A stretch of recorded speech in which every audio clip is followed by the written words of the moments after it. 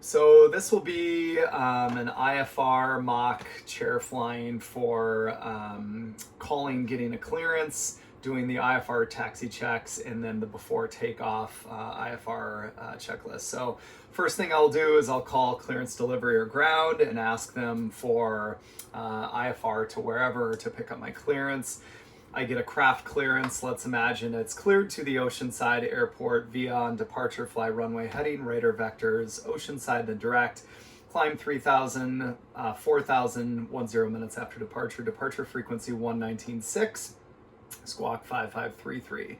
So great, I have gotten that. It's my personal philosophy that at this point, let's just taxi to the run-up. Let's do the run-up, because we don't know if we're going to fly until we get to the run-up. So why not go do the run-up check, and then we can determine that we're going to fly, and then once we make that determination, we can load all of our avionics with the IFR checklist items. So we call to get our taxi clearance. I'm taxiing. There's really 6 things. We want to check the 6-pack and also the compass while we're taxiing. So as I'm in a turn in the taxi, I look at my turn coordinator, I make sure the wings go into the turn, the ball goes away, and as I'm turning to the right, I'm making sure my compass is getting bigger in numbers, I'm making sure my HSI or DG is getting bigger in numbers, left would be less. At the same time, I'm making sure then that my airspeed is 0 and stable. My attitude indicator is fully erect. It's within 5 minutes, it's fully erect. It's not banking excessively into the turn. My altimeter is within 75 feet of field elevation. My VSI is 0. If it's not 0, that becomes my new 0.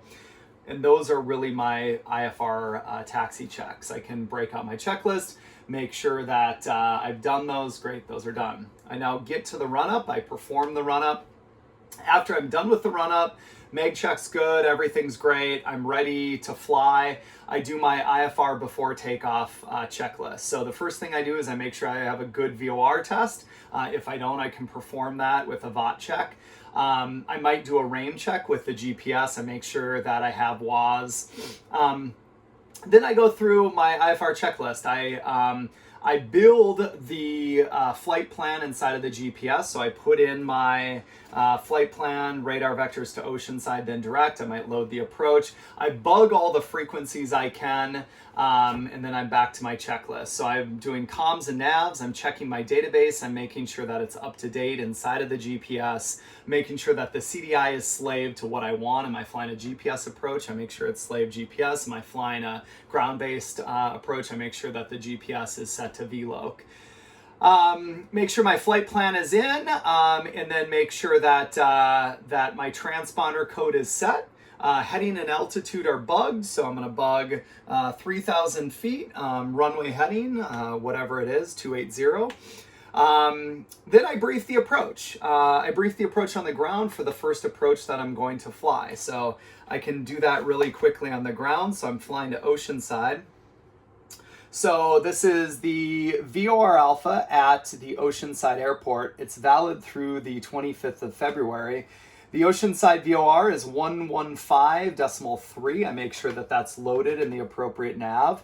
The approach course is 096. If I've got somewhere that I can bug that, I'll do it now. No runway landing distance available because it's a circle land. Airport elevation is 28 feet. I briefly review the notes, make sure nothing applies to me. I'll load the ASOS and hopefully my comm number 2. I'm hopefully have loaded at this point my approach control that I was given by ground. Then I come down here to the final approach fix is Oceanside. I need to cross that at or about 2,500 feet. The minimums are 1140, we'll call it 1,200 feet at 1 1/4 mile visibility. That's 1,112 feet above the ground. In the event that I don't see the airport at that elevation, at that altitude, I should say, at my missed approach point, which is 3.4 miles DME from Oceanside, I'll execute a missed approach. What does that look like? It's a climbing left turn to 4,000 feet via heading 030 to intercept the Oceanside radial 083 and then hold at Vista. It is a timed approach at 90 knots. It's 2 minutes and 12 seconds from the FAF to the missed approach point. That's the approach briefing. As I read something there, I do it, I set it. As I read a frequency, I set it here. As I read a heading, I might set it here if I can. Come back to my checklist. I've briefed the approach, and then the last thing I do is I go back to my craft clearance, and I make sure that all of these elements are loaded into my panel where they can be. So Oceanside is in my flight plan in the GPS. Runway heading is bugged.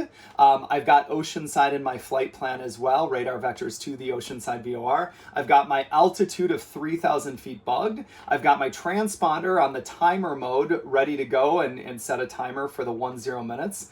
My departure frequency, I should be on with tower at this point in the run-up. So I put my departure frequency of 119 or 6 in the standby on COM 1, and then squawk in my transponder 5533. So I've now validated my craft checklist or my craft clearance.